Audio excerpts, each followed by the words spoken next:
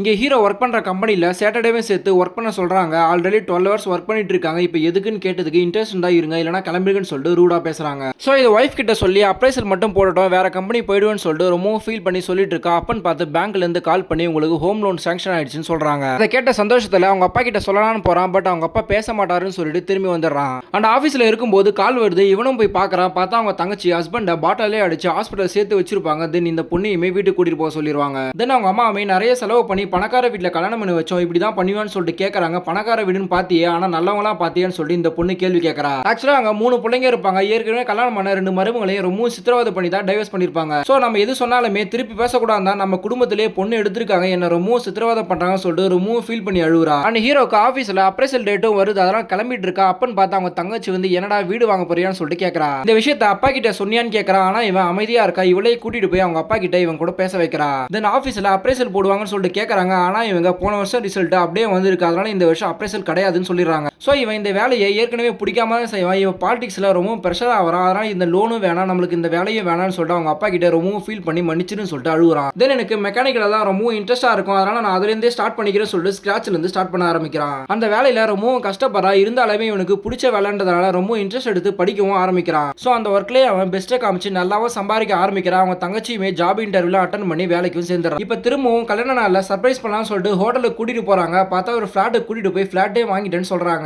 அதை பார்த்து அவங்க அப்பா அம்மா ரொம்ப ஃபீல் பண்ணி அழுகுறாங்க. இந்த சொந்த வீடு வாங்குறதுக்கு அவங்க அப்பாவுக்கு 60 வருஷத்துக்கு மேல ஆயிடுச்சு, அவங்க பிள்ளைக்கு 30 வருஷம் ஆயிடுச்சுன்னு சொல்லிட்டு ரொம்ப ஃபீல் பண்ணி பேசிட்டு இருக்காங்க.